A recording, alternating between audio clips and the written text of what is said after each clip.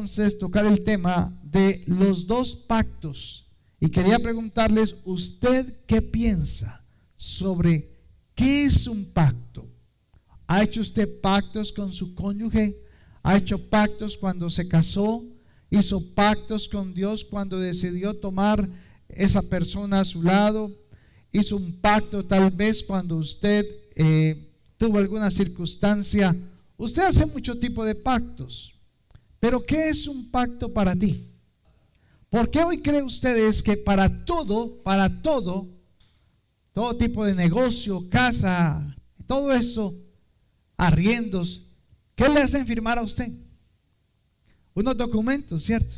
Le hacen firmar contratos, le hacen firmar, el banco que hasta le hace firmar un pagaré, todo con el propósito de que si usted no cumple, pues por lo menos hay una firma que dice, ¿cierto? Pero ¿por qué se tiene que llegar? Recuerdo mis papás. Mi papá era un hombre que se llamaba en ese tiempo José Luis y le decían que era un hombre de palabra. Y los negocios que se hacían de palabra. Pero asimismo, en el mismo nivel, eran los compromisos o los pactos con su mamá, con su esposa, mi mamá. ¿Sí? Y eran de palabra. Y yo quiero que usted recuerde las 4 palabras que el pastor, o no sé, en el caso suyo el sacerdote, le hizo repetir el día que usted se casó. Porque usted toma fotos, le hacen video, le hacen todo, pero usted nunca volvió a ver eso, nunca, ni siquiera se toma el tiempo de ver el matrimonio, cómo fue. Pero ¿cuáles son esos votos, esas palabras? En la adversidad, en la pobreza, en la salud, en la enfermedad, hasta que la muerte nos separe. ¿Cómo se han cambiado las cosas, cierto? Entonces, por lo tanto, antes solamente se colocaban a la pareja allí, se les casaba, se le colocaba un moñito aquí y se oraba por ellos y listo. Ahora, venga, primero firme, ¿cierto?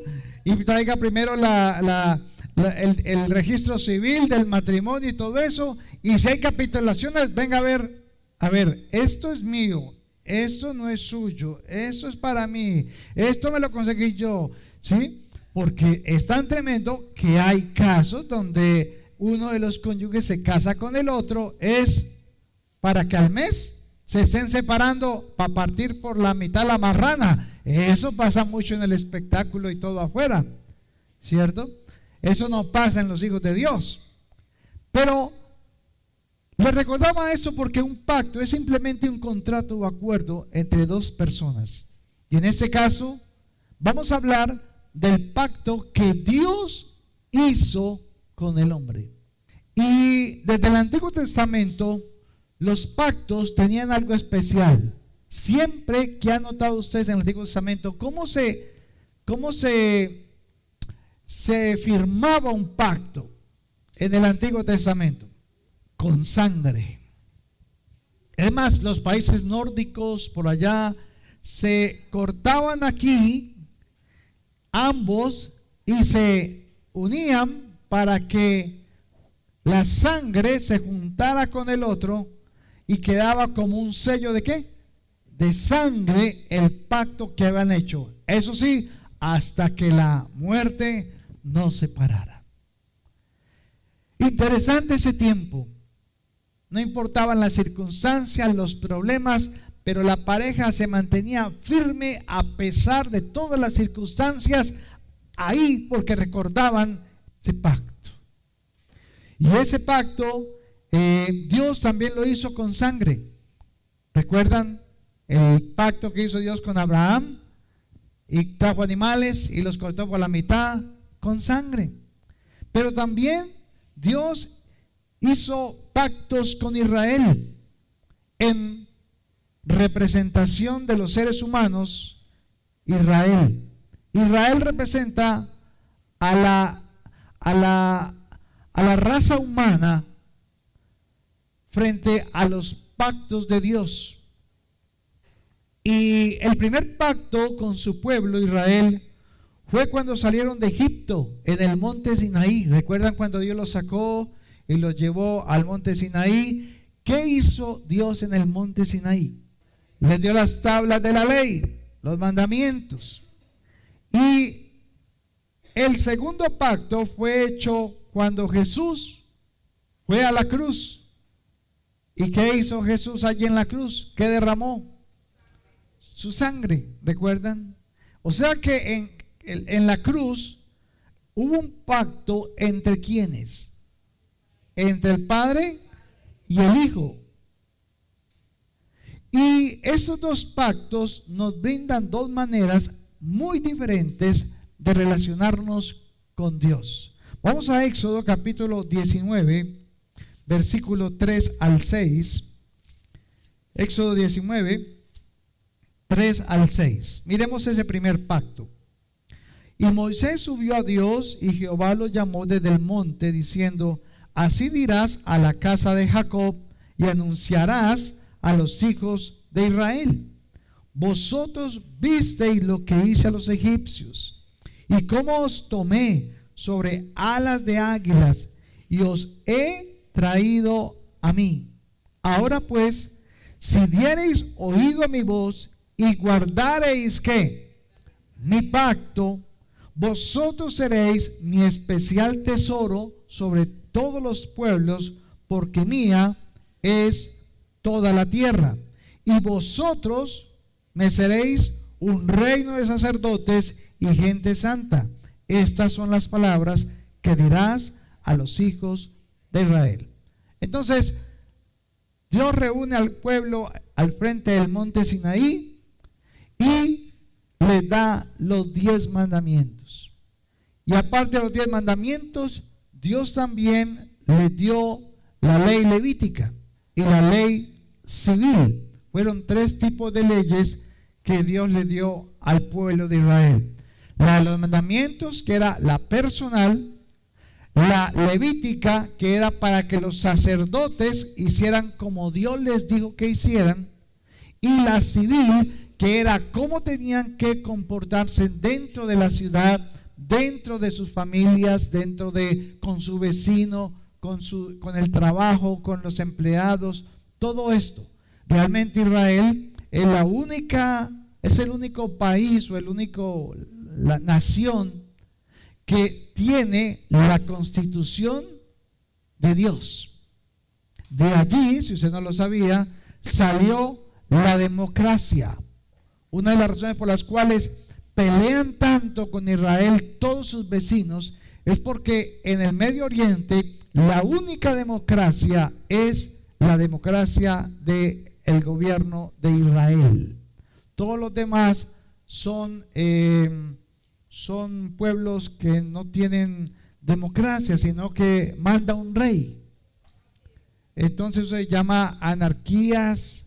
¿Tiene otro nombre por ahí? Sí, monarquías cuando hay reyes también.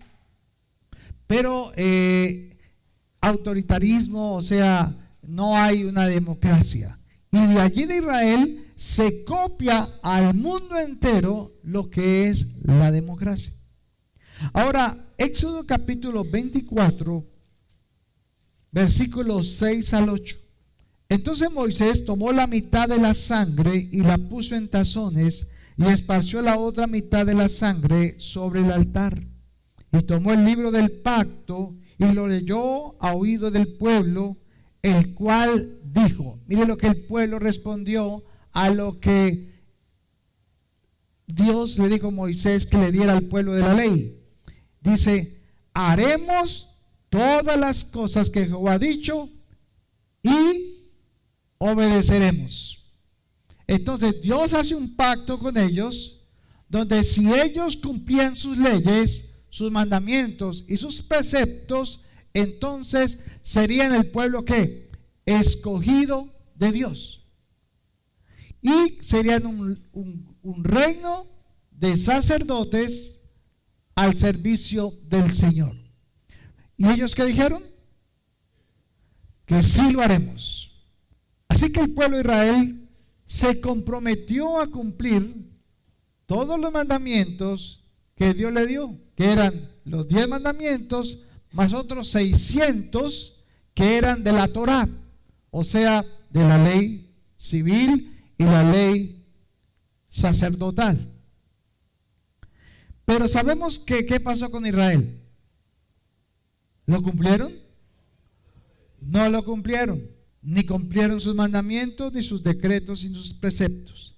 Pero sabemos que Israel no la cumplió y por el contrario, ¿qué hicieron?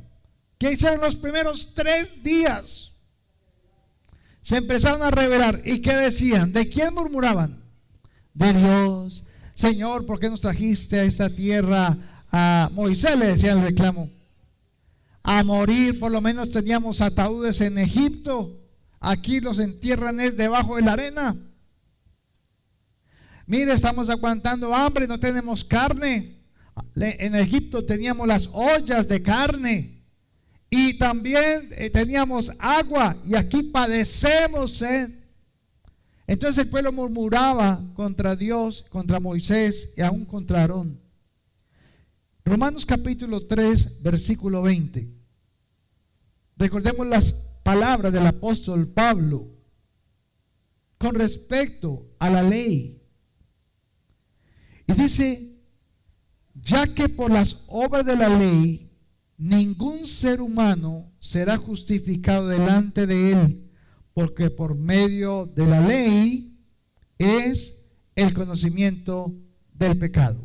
Entonces, ¿qué buscaba Dios con la ley, hermano? ¿Cuál era la intención de la ley si Dios sabía de antemano que ese pueblo no iba a cumplir sus leyes? Y si no iba a cumplir sus leyes, no serían su nación santa, su pueblo adquirido, sus piedras vivas, el pueblo que Dios había escogido. Sin embargo, hasta el día de hoy, usted que escucha de los moradores de Israel, somos el pueblo de Dios. Pero ellos invalidaron el pacto debido a que no lo cumplieron. Pero ¿para qué Dios les colocó las leyes si sabía que las iban a violar? ¿Qué dice ahí Romanos 24? ¿Qué dice? Entonces, ¿qué era lo que Dios quería? Que ellos se vieran confrontados ¿con quién?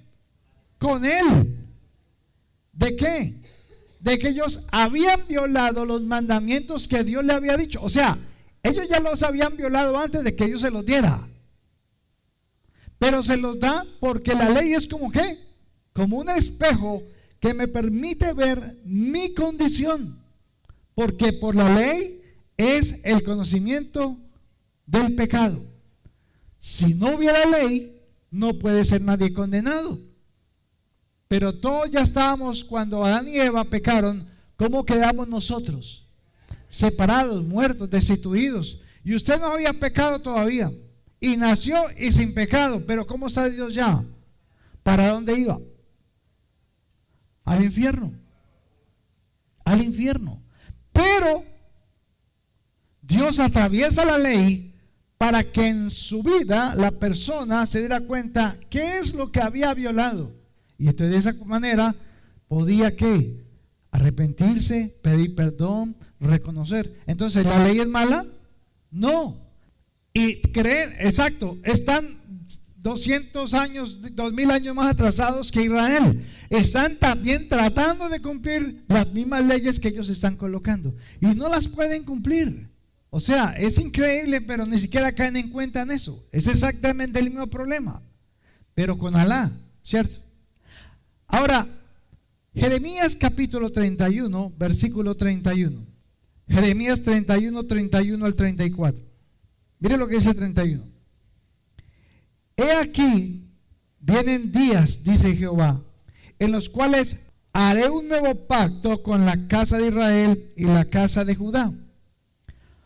No como el pacto que hice con sus padres el día que tomé su mano para sacarlos de la tierra de Egipto, porque ellos invalidaron mi pacto, aunque fui yo un marido para ellos, dice Jehová.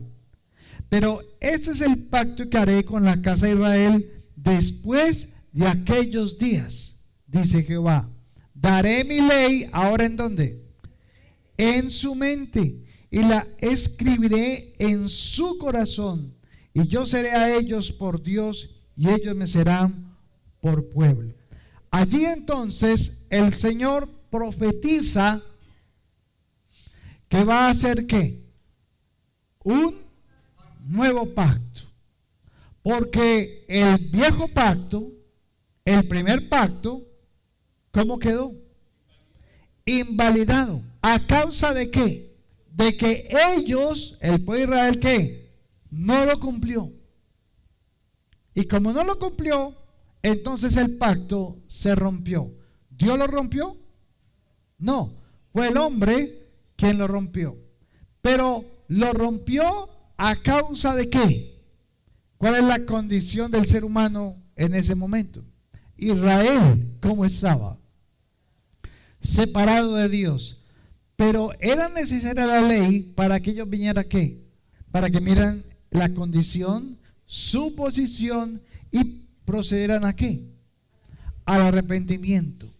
Para que se dieran cuenta de que ellos no podían cumplir la ley porque ya estaban como de Dios, separados. Y como ya estaban separados, entonces ya están ¿qué? Condenados. Entonces Dios, sabiendo esto de antemano, entonces Él en Génesis 3:15, antes de la ley, ¿qué preparó? En Génesis 3:15 hay una promesa. ¿Cuál es la promesa? Que venía un Salvador. Un Salvador que ¿qué iba a hacer? ¿Para qué era el Salvador? ¿Para qué era ese libertador que iba a enviar? Para que Él pudiera hacer el nuevo pacto que Dios iba a hacer, pero ya no con el ser humano, con los caídos, sino con otro ser humano que fue hombre también, pero que era Dios mismo, su Hijo. Entonces el segundo pacto fue entre ¿quiénes? Entre el Padre y el Hijo. Pero ¿por qué era necesario que Jesús fuera hombre? Vamos a mirar el versículo 34. Y no enseñará más ninguno a su prójimo, ni ninguno a su hermano, diciendo, conoce a Jehová, porque todos me conocerán, desde el más pequeño de ellos hasta el más grande, dice Jehová, porque perdonaré la maldad de ellos y no me acordaré más de su pecado. ¿Qué está prometiendo Dios allí? Que desde el día en que se hiciera ese nuevo pacto, Dios promete que los que lo conocerán, que cualquiera podrá también entenderlo, y que ya no se requerirán más profetas para conocerlo, porque Él quitaría ¿qué? ¿Qué se compromete Dios a quitar? La maldad. ¿De quién? ¿Del mundo o de las personas? De las personas. Y dice, quitará la maldad de sus almas y no se acordará más del pecado de ellos. Concluimos entonces, hermanos, que la ley era necesaria para identificar el estado y condición espiritual de las personas. No hay nada que se pueda hacer si no es con la ley de Dios, porque la ley de Dios me da ¿qué? La dirección, y me da también las pautas y los reglamentos para hacer algo, porque son rectos delante de Dios. También lo segundo que servía la ley era que les permitiría entender el carácter de Dios y su santidad. Entonces aquí notamos algo. ¿Usted cómo sabe que Dios es santo? Porque es perfecto. ¿Cómo sabe usted que Dios es justo? La ley me sirve porque me muestra el carácter de Dios. Usted sabe que Dios es santo porque la ley del Señor dice tal cosa. Entonces Dios cumple su propia ley. El único que que podía cumplir a quién, Dios mismo. Entonces ellos serán confrontados cada día ¿con quién? Con la ley. Pero detrás de la ley, ¿quién está? Dios. Entonces realmente era para que ellos vieran a quién, a Dios, y se dieran cuenta que Dios es santo y que yo soy pecador, que Él es justo y que yo soy injusto, que Él es digno pero yo soy indigno. Entonces la ley servía también para esto. Entonces la ley enfatizaba. Si usted lee la ley de Moisés, la Torá, no codiciarás. Tomemos ese ejemplo. No codiciarás. O sea, no, ¿qué significa codiciar? O sea, era de hacer algo, de no hacer algo. No mentirás. ¿Cuál es la acción? No mentir, ¿cierto? Es un qué, hacer. Entonces la ley se basaba en lo que nosotros hacíamos o no hacíamos. Si usted observa los mandamientos es: no harás esto, no harás aquello, glorificarás esto, santificarás el sábado. Era constantemente ¿qué? Hacer. Siempre había que hacer. Así que siempre la ley enfatizaba en lo que yo debo hacer. ¿Para quién? Para Dios. Y eso es muy importante que lo entiendas. Toda la ley de la Torá se basaba en hacer para Dios. Usted tenía que hacer algo siempre para Dios o no hacer. Y también enseñaba la ley que el que cumplía toda la ley, ¿qué decía el Señor? El que cumpliera la ley, ¿cuál es la recompensa? La vida eterna. Y el que cumpla esas ordenanzas será sacerdote para siempre. Ellos empezaron a tratar de cumplir la ley para hacer, para Dios. Miremos el nuevo pacto. Vamos a Mateo capítulo 26. Jesús está reunido con sus apóstoles o sus discípulos en la última cena, antes de que lo tomen preso. Lava los pies de sus discípulos, es traicionado. Y en el 26 dice: y mientras comían aún, tomó Jesús el pan y bendijo y lo partió y dio a sus discípulos y dijo: tomad, comed, esto es mi cuerpo. Y tomando la copa y habiendo dado gracias, les dio diciendo: bebed de ella todos, porque esto es mi sangre del nuevo pacto, que por muchos es derramada para remisión de los pecados. Entonces, lo que Dios prometió en Jeremías 31, ¿cuándo se llevó a cabo? ¿Dónde comenzó a regir el nuevo pacto? ¿Cuándo? Porque el viejo quedó ¿qué? Abolido. Y el viejo estaba basado ¿en qué? En la ley. Pero ahora Dios habla de un nuevo pacto, porque ellos invalidaron, porque no lo cumplieron. Entonces, como no lo cumplieron, ahora el nuevo pacto es ¿entre quién? Entre Cristo y Dios, el Padre.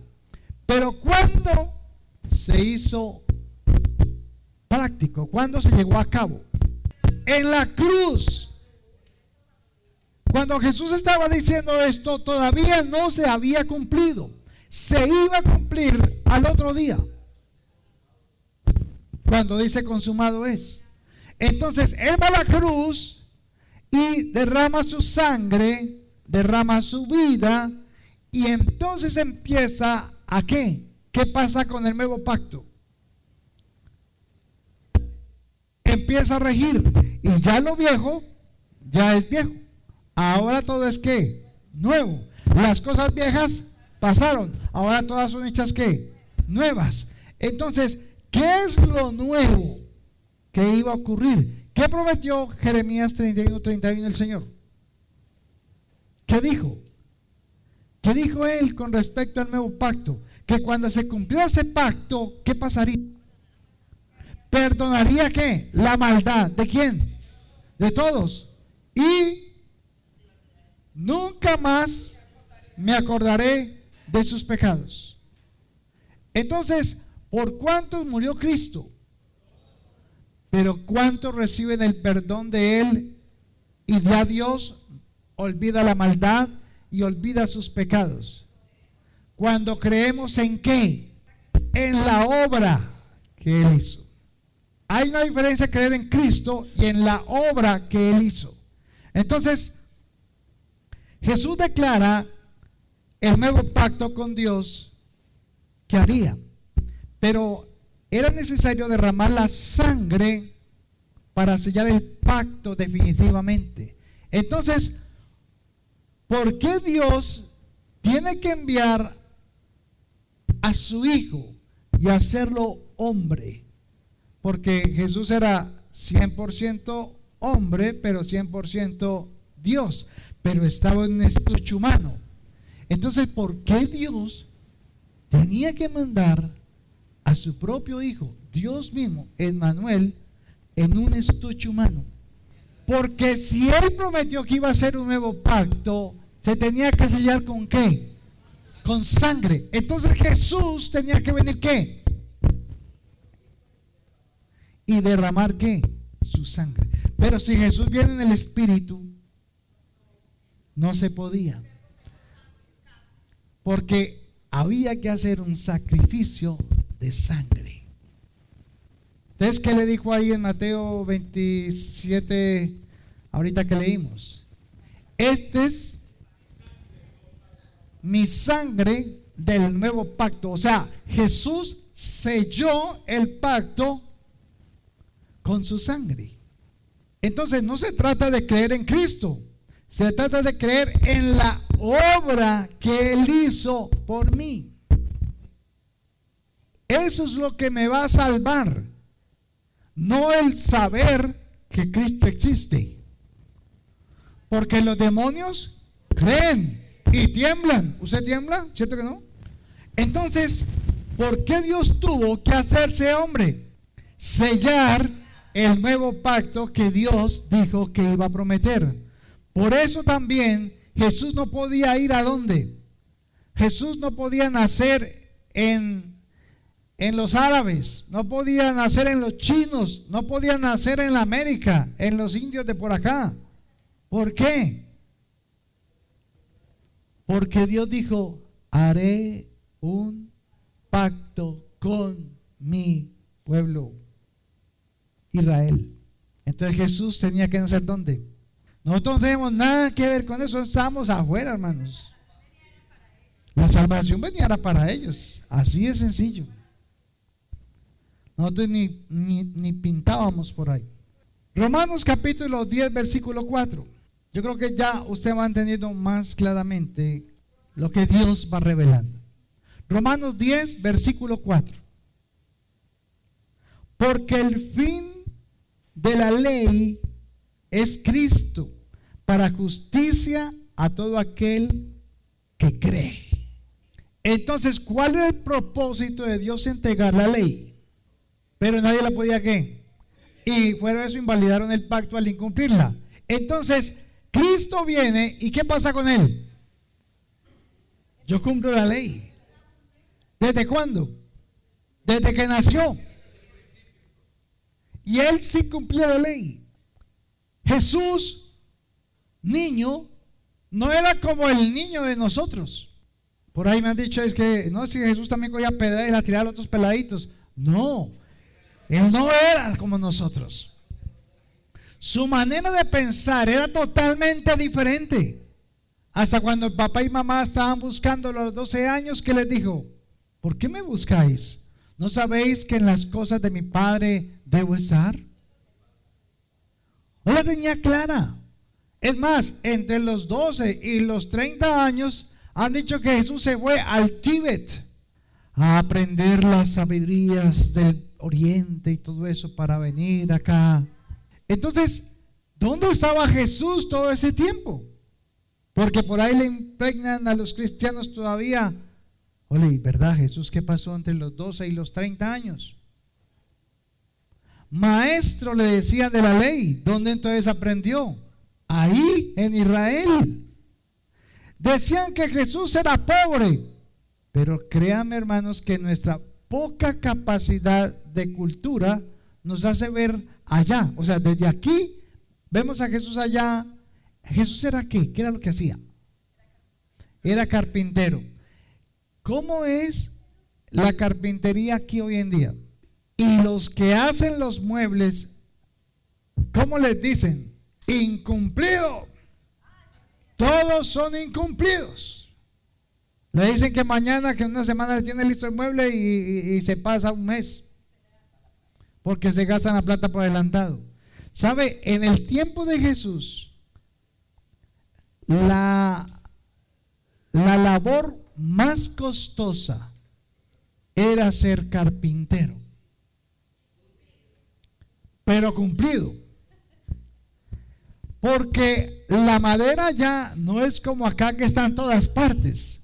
Allá era un costoso, muy costoso hacer una mesa, y no todo el mundo tenía una mesa. ¿Usted cree que porque todo el mundo en la mesa cuando almorzaba, en dónde almorzaba?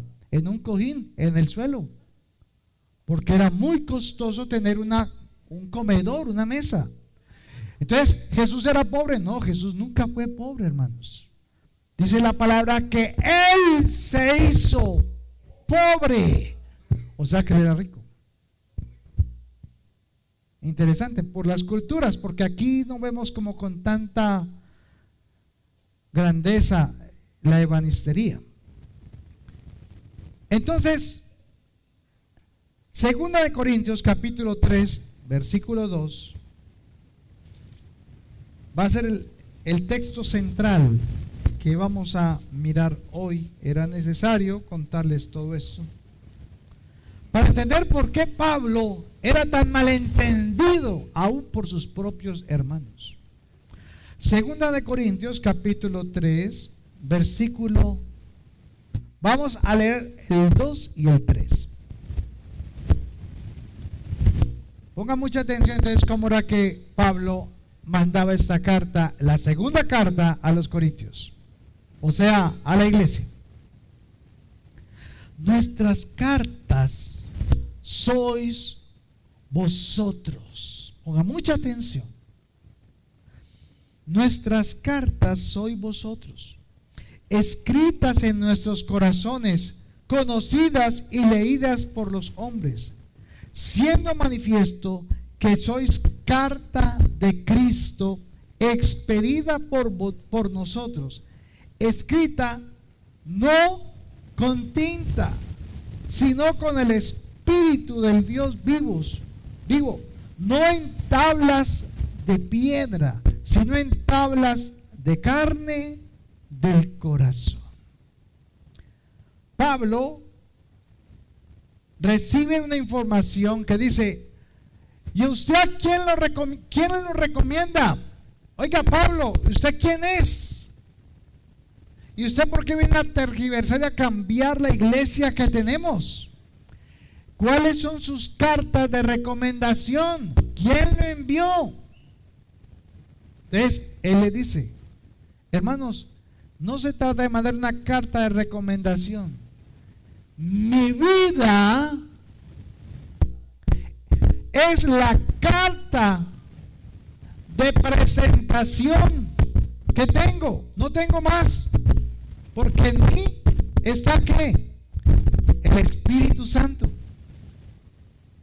Y dice acá que somos cartas manifiestas y abiertas. Y aquí es donde se complica la cosa.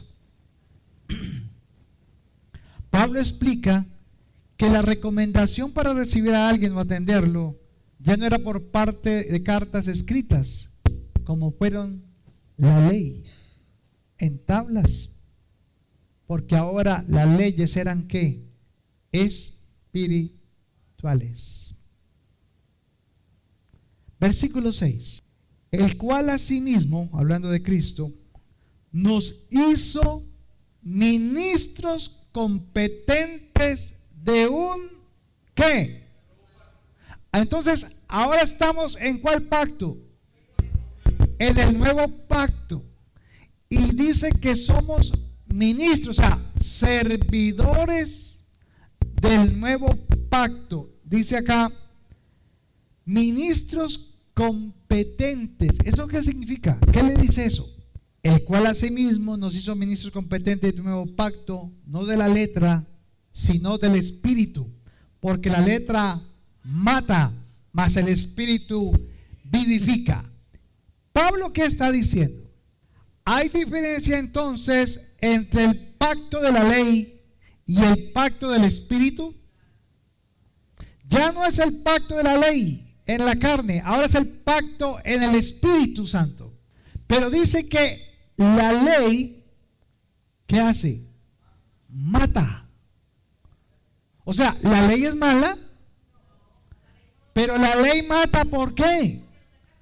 Porque la ley muestra el pecado y condena, mientras que la ley del Espíritu del nuevo pacto no condena, salva, da vida. Hablando a la iglesia de Corinto, o sea, a convertidos. Entonces, el pacto de la ley está basado, ¿en qué estaba basado el pacto de la ley? No hagas, haz esto, haz lo otro. ¿Cómo le decía Dios a los servidores del templo? No, a los del a los del tabernáculo, hermano, a los del tabernáculo. A los sacerdotes, que le decía Dios en la ley de Moisés: no pueden hacer esto, tienen que estar bien limpiecitos, tienen que bañarse, tienen que hacer esto, no hacer esto. Entonces, la ley estaba basada en hacer algo. ¿Para quién? Para Dios. Pero el nuevo pacto, que es no por la ley, sino por el Espíritu, en el de la ley había que hacer para agradar a Dios. El nuevo pacto es lo que Dios hizo por mí. ¿Se va la diferencia? En el antiguo pacto había que hacer. En el nuevo pacto Dios hace por nosotros. Esa es la diferencia del antiguo y del nuevo pacto. Porque Dios quería que se dieran cuenta la condición. Porque si no manda la ley, entonces Cristo no podría venir. No quita el pecado, bien. Revela, condena. Esa era la diferencia. Entonces, el antiguo pacto me impone exigencias morales. No hagan eso, no hagan aquello, esto y lo otro, y todo el mundo tenía que cumplirlo. Pero aunque me pone exigencias morales, busquen en la ley cómo la ley me ayudaba a cumplirlas. La ley decía esto, pero cómo ellos podían llevarlo a cabo. Entonces aparecieron los señores fariseos, los levitas, los escribas, los publicanos, y se inventaron el Talmud para decirle al pueblo cómo podían cumplirle la ley a Dios. Entonces eran ellos los que enseñaban, eran ellos los que compartían, eran ellos los que decían lo que había que hacer y no hacer. Pero en el nuevo pacto, Jeremías 31:34 dice: pero en el postrer tiempo al nuevo pacto porque todos me conocerán. Ahora no necesitamos al fariseo, al saduceo, al escriba, al publicano, porque todos, desde el más pequeño hasta el más grande, me conocerán. O sea, no solamente el nuevo pacto era lo que Jesús iba a hacer con el Padre por nosotros, sino que va a mandar un extra. ¿Quién les va a dar a conocer al Señor? El Espíritu Santo. La ley no presentaba al Espíritu Santo, no daba la ayuda para poder cumplir la ley. Por eso Dios nos mandó una ayuda. Era para que se dieran cuenta la condición de ellos. Pero lo primero que recibió María fue el Espíritu Santo. ¿Se dan cuenta? Qué hermosa que es la palabra. Y tenían y sabían del Espíritu Santo. Pero la ley decidieron ellos tomarla para tratarla de ¿qué? De cumplir. Pero no se miraban a ellos. Miraban al pueblo y les decían qué tenían que hacer, pero ellos no. Voy a colocarles un ejemplo de la ley y la gracia, del Antiguo Testamento o del Antiguo Pacto y el Nuevo Pacto. Cuando yo era pequeño, me llevaron a clases de natación y era rígida la cosa, y el tipo se paraba afuera de la piscina y nosotros todos metidos en la piscina. Y comenzaba, hágale por aquí, hágale por allí. Y cuando de pronto uno se equivocaba, el pito.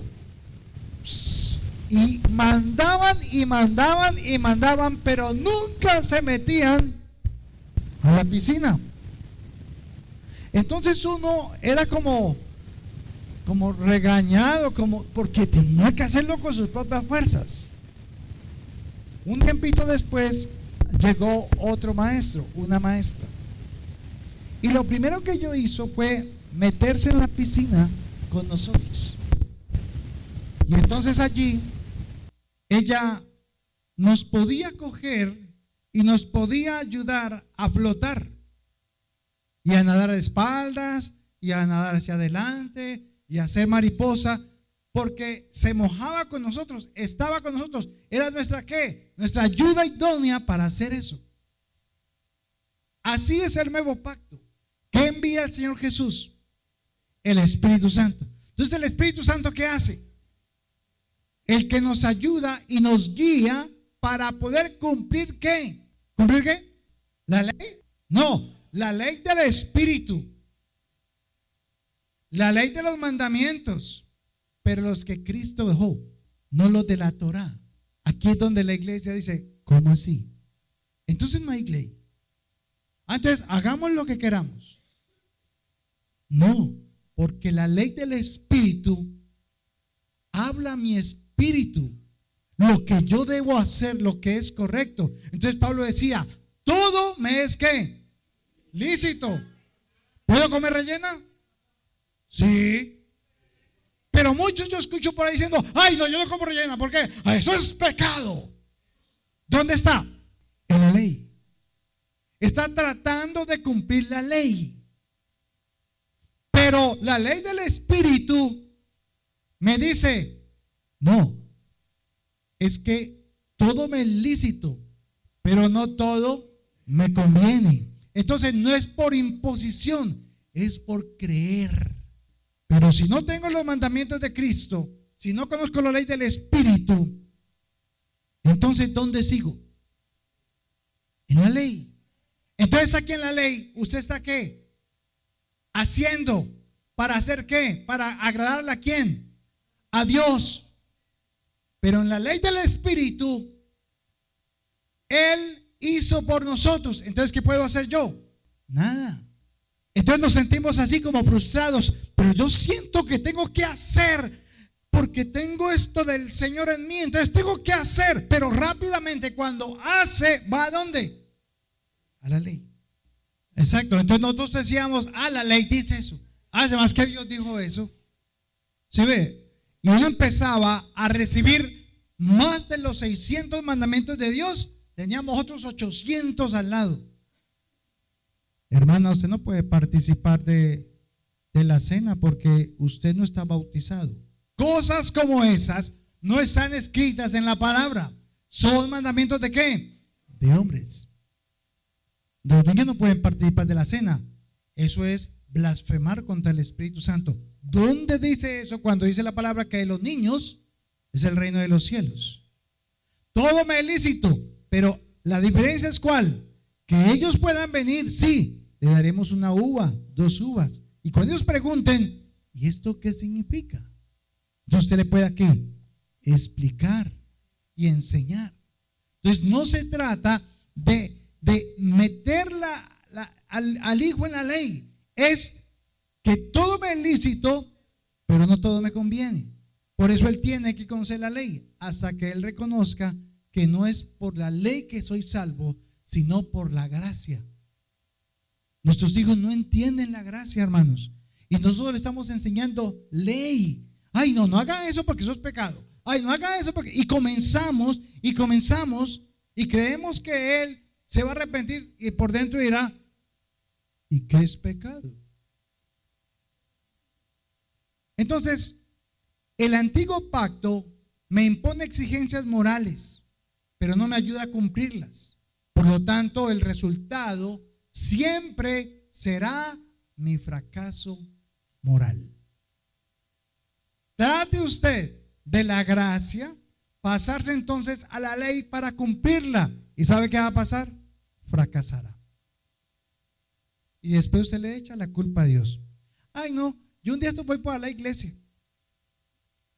Porque se sienten como culpables, frustrados, porque quieren agradarle a Dios y no se dan cuenta que no hay que hacer, sino que Él ya hizo por mí. Eso es lo primero que tenemos que aprender. No es que no, entonces hagamos lo que quiera. Vuelvo y le digo, vamos para allá. No se trata de que yo haga lo que quiera, entonces está es pecado. No, entienda la obra de la ley. Jesús cumplió con su obra la ley, por lo tanto él recibió un regalo, que fue la vida eterna. Se llama sincretismo, creo que hemos hablado de eso. El problema es que estamos así. Exacto. ¿Ya había ido a la cruz? ¿Ya había ido a la cruz? No. Entonces él seguía cumpliendo la ley hasta que llegara a la cruz y dijo, ¿qué dijo? Ya la cumplí, Señor. Ahora el nuevo pacto se hace activo. ¿Amarás a Dios sobre todas las cosas? Claro que sí. Mi espíritu me lo dice. Pero canciones que uno escucha por la música cristiana, te amo más que a mi vida, eso es mentira. Usted no ama a Dios más que a usted mismo, pero suena tan bonito. Y usted hace, te amo más que a mi vida. Hermana, necesitamos que usted dé un riñón a esta persona para que, no, conmigo no se metan. No, eso no es real, hermano. ¿Se da cuenta de la diferencia? Por eso es que tenemos discernimiento de la palabra. Tenemos que conocer de Dios. Ahora, vaya a 2 Corintios 3, versículos 7 y 8. Ya vamos terminando. 7 y 8. Sigue hablando Pablo. Y si el ministerio de muerte, oiga, había un ministerio de muerte, servidores de la muerte, el ministerio de la muerte grabado con letras en piedras, fue con gloria, fija, tanto que los hijos de Israel no pudieron fijar la vista en el rostro de Moisés a causa de la gloria de su rostro, la cual había de perecer. ¿Cómo no será más bien con gloria el ministerio del Espíritu? Otra vez, si usted va mirando lo que estamos leyendo, Pablo habla siempre de dos cosas. Aquí ya está hablando de que en la ley había el ministerio de ¿qué?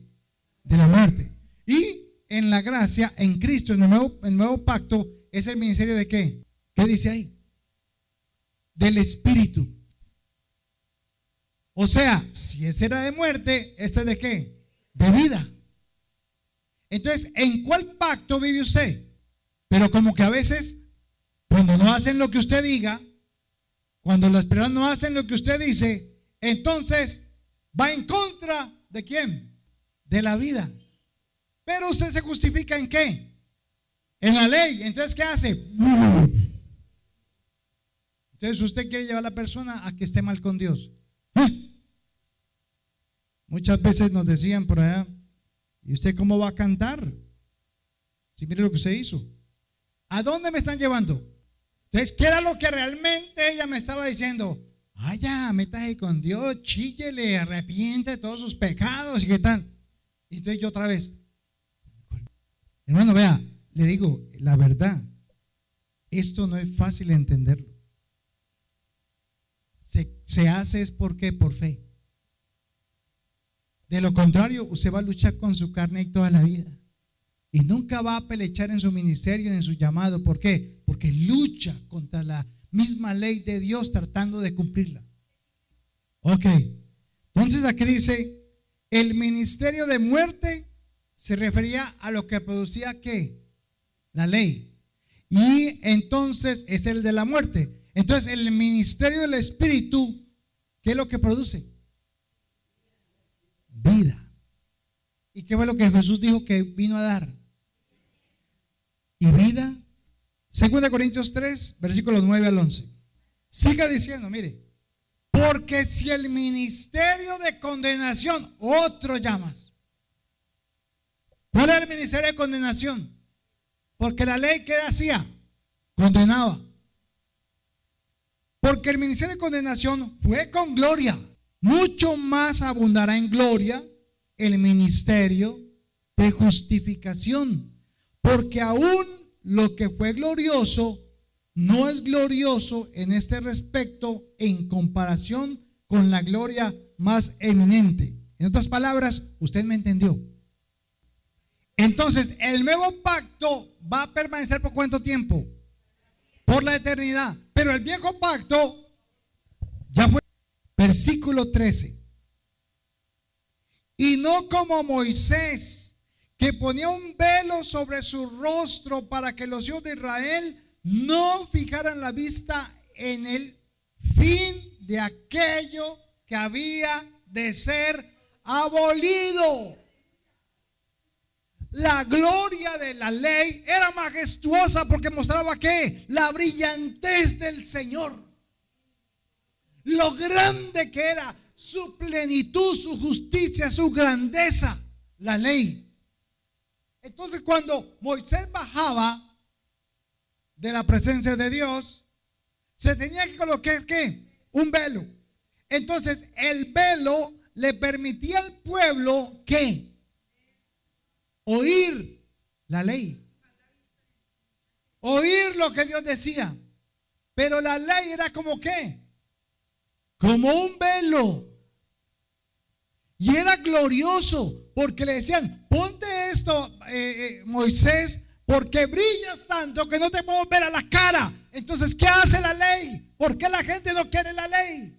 ¿Por qué no la soporta? Porque la luz de la ley me resplandece sobre mi vida pecadora.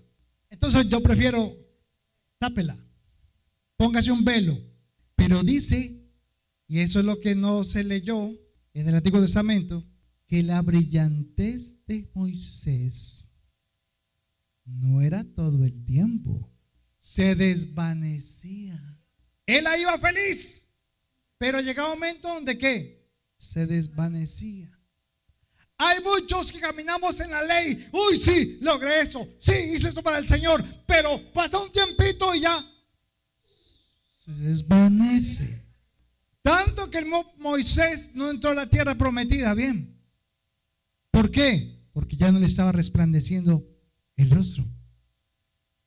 Porque la ley brillaba, mostraba su gloria. Pero en el nuevo pacto, esa brillantez que está en Cristo permanece, no se acaba. Esta es la brillantez de la que hablaba Pablo. No tengo carta, no tengo quien me llame a decir que me reciban, pero les muestro con mi brillantez de mi vida quién es Cristo en mi vida. ¿Se da la diferencia? El velo, realmente Dios no le dijo que se pusiera un velo. La Biblia no dice que Dios le dijo que pongas un velo en la cabeza. No, Moisés se lo puso por el pueblo, para que puedan oír por lo menos la palabra. Pero se regocijaba el pueblo mientras estaban allí, pero de un tiempito después volvían a hacer los mismos y volvían a embarrarla. Entonces, el ministerio de condenación, o sea, el de la ley, el de la muerte, fue glorioso en el monte Sinaí. ¿Recuerdan? ¿Qué pasó en el monte Sinaí cuando el Señor animó? Rayos, truenos, relámpagos. ¿Usted se imagina la gente abajo viendo eso? Uy, o sea, resplandecía, porque la ley bajó allí. Y el ministerio de justificación dice que fue más glorioso. ¿Por qué? ¿Dónde fue el ministerio de la justificación? ¿Dónde comenzó el ministerio de la justificación? En la cruz. Jesús en la cruz resplandeció para siempre y hasta el día de hoy. Ese es el resplandor de su gloria, lo que Él hizo y la obra que hizo y el pacto que hizo con el Padre y todo aquel que crea. ¿Su rostro resplandece? ¿Usted resplandece con su vida? ¿Usted resplandece en lo que hace? ¿Y permanece? Un día, hoy sí canto, hoy sí oro, hoy sí ayuno. Ay, pero ya hoy no tengo ganas. No, me siento como malita o malito. Ah, pero mañana, ay no, ya hoy sí tengo ganas, estoy resplandeciente, hermano, quiero cantar. Tiene un velo. Y el problema es que con el velo Moisés no se daba cuenta cuando no resplandecía, porque se le iba el resplandor y no se daba cuenta. Hasta un día cogió y dijo el Señor: háblale a la piedra, a la peña. ¿Y qué hizo? Ahí no había resplandeciendo nada. Entonces, el ministerio de condenación, hermanos, expone nuestra culpa y nuestro merecimiento del juicio de Dios. Pongan mucha atención. ¿Cuál es el ministerio de condenación? La ley. Entonces, la ley, ¿qué hace? Nos condena, nos juzga y nos lleva siempre a hacer ritos, cultos, sacrificios, expiaciones. ¿Y sabe qué se la pasa el cristiano cada 8 días? Pide perdón, se arrepiente y vuelve y comienza. Y la otra semana pide perdón, se arrepiente y vuelve y lo hace. Y usted vive en una vida de un paradigma donde no sale, de un círculo de ratas donde no sale. Y usted no crece porque todavía está tratando de cumplir ¿qué? La ley. Por eso es que usted vuelve y peca. Por eso es que usted vuelve y falla. Porque todavía está tratando de verse bueno en la ley. Pero la ley, ¿qué dice? Mereces la condenación. Y no hemos hecho énfasis en el nuevo pacto. Mi vida pondré por ti. De tal manera te amé que me hice hombre. Y estoy en esta cruz para hacer lo que tú no podías hacer. Para cumplir lo que tú no podías cumplir. Y si crees en eso, entonces caminarás y será resplandor. Y la gloria mía estará en ti, no la tuya. Termino con 2 Corintios 14. Pero el entendimiento de ellos se embotó, porque hasta el día de hoy, cuando leen el antiguo pacto, les queda el mismo velo no descubierto, el cual por Cristo es que. ¿Quién te quitó el velo de la ley? Cristo. Entonces, ¿por qué insistes en colocarte el velo? ¿Sabes por qué? Porque no tienes una relación con Cristo. Porque no entiendes las cosas del Espíritu. porque no sacas tiempo para prepararte, para reflexionar, para meditar, para aprender de la palabra. Entonces, ¿qué haces? Cualquiera que la embarre, la ley. Ese merece eso porque es que lo que hizo. Entonces, Dios lo está castigando.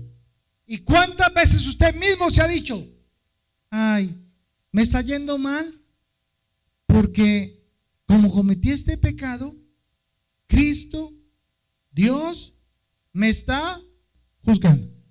Entonces el fruto de la ley, ¿qué es? El fruto de la ley, ¿qué es? Muerte. Gálatas 5:19. Todos los pecados habidos por haber. Pero el fruto del Espíritu es ¿qué? Dígalo. Amor, bondad, fe, mansedumbre, humildad, benignidad, dominio propio, paz. Entonces, hermanos, ¿qué es lo que tiene que resplandecer en su rostro? El fruto del Espíritu. Entonces, ¿cómo vas a decir que tú no puedes perdonar? ¿Cómo puedes decir que tú no puedes ser humilde? ¿Cómo puedes decir que tú no amas?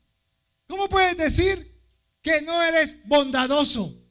Entonces, no tienes el Espíritu. Y si no tienes el Espíritu, estás muerto en la ley. Por eso no creces. Te engañas a ti mismo. Los que se enfocan en la ley solo pueden hacer cambios, ¿qué? Externos. Entonces son cambios, ¿qué? Superficiales. Entonces, ¿usted cómo se porta ante los demás? Bien, bien, bien. Pero por dentro no ha habido un cambio, porque todavía no siente que Dios haya perdonado su maldad y sus pecados. ¿Qué hacen nuestros hijos? ¿Qué hacen nuestros hijos cuando cometen un error y nosotros vamos, le sacamos y los reprendemos y los exhortamos? ¿Qué hacen ellos? No sé qué me va a decir a mí. Entonces, ¿cómo se siente usted? No, mi hijo, pues haga lo que usted quiera. Pues métase usted con Dios, usted verá. Porque nos sentimos como indignos. Porque seguimos creyendo que le puedo agradar a Dios, pero fue Él quien lo hizo para yo agradarle a Dios. Y por eso que he creído, camino con la humildad, con la paz, con la bondad, con la mansedumbre, con la templanza, con el amor, con la fe, el fruto del Espíritu Santo. Versículo 16 al 18. Pero cuando se conviertan al Señor, oiga, se lo está diciendo a la iglesia de Corinto. No se presume que son nacidos de nuevo. No se presume que tienen a Cristo en su corazón. ¿Y qué le está diciendo? Pero cuando se conviertan de la ley a la gracia, del antiguo pacto al nuevo pacto, de lo que superficialmente usted quiere mostrarle que es, al que cambia en su manera de pensar del otro. Porque aquí todavía vemos muchos. Somos superficiales. Queremos mostrar que somos ¿qué? Santitos y perfectos. Pero en el nuevo pacto, en la gracia, brillamos. ¿Por qué? Vuelvo y se los pregunto. ¿Cómo está la brillantez de su rostro hoy? ¿Por qué? Entonces, ¿qué es la iglesia local? Un termómetro ¿de qué? De su relación personal. Por eso bienaventurados somos, hermanos, porque todavía el rostro del Señor ilumina tu vida. Versículo 17. Porque el Señor es, ¿qué? Dice ahí, léalo. Porque el Señor es ¿qué? El Espíritu. Y donde está el Espíritu del Señor, allá hay ¿qué? Entonces, ¿por qué nos queremos esclavizar, hermanos? que hizo, que no hizo, que esto, que lo otro. No, ya dejemos eso atrás. Vivamos una vida para Cristo. Y dice el 18, entonces ahorita sí va a entender el 18, pero se lo va a leer en la nueva traducción viviente. 3:18, mire lo que dice. Así que todos nosotros, a quienes nos ha sido quitado el velo, podemos ver y reflejar la gloria de Dios.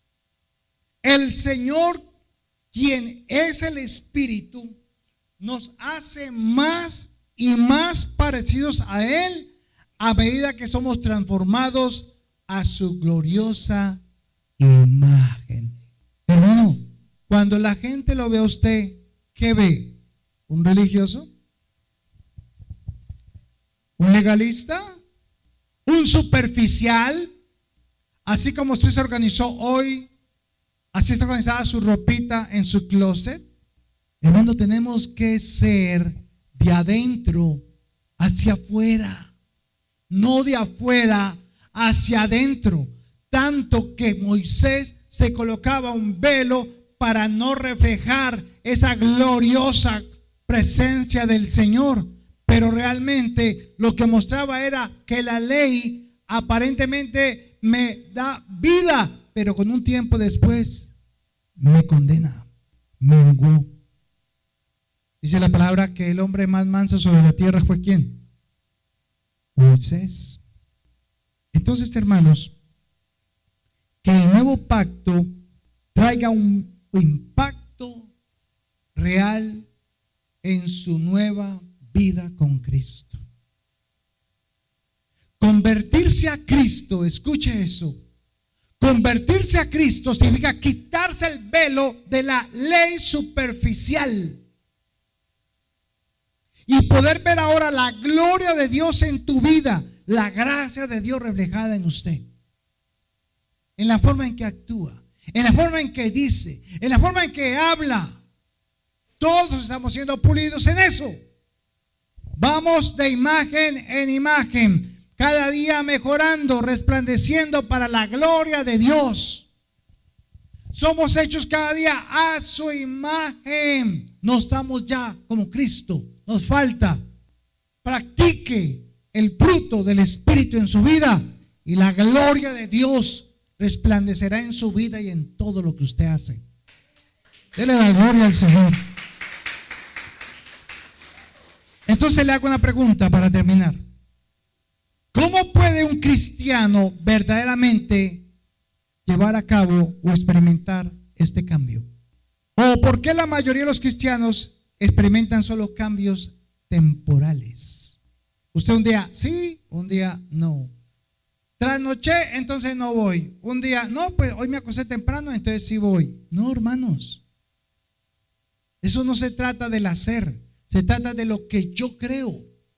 Así que, mire como lo dijo Pablo en el versículo 18. Por tanto, nosotros todos, mirando a cara descubierta. En otras palabras, ¿sabe qué significa eso? Mirando a cara descubierta. ¿Sabe qué es lo que significa eso? Eso significa la palabra katoptrizo.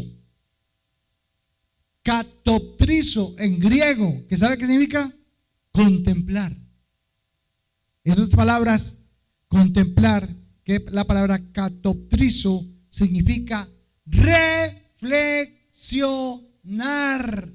O sea, cuando contemplas, cuando miras, cuando te enfocas, cuando aprendes lo que Dios ha hecho por ti y por mí, no en lo que yo puedo hacer para Él. Tómese un tiempo para reflexionar en lo que Cristo hizo por ti, no en lo que tú puedes hacer para Él. Él no necesita nada. La ley dice: harás, no harás. La gracia dice lo que Él hizo por ti y por mí. Y por eso lo amamos. Por eso el primer fruto del Espíritu Santo, ¿cuál es? Amor. Y por eso tenemos que practicar el amor de Cristo en nuestras vidas.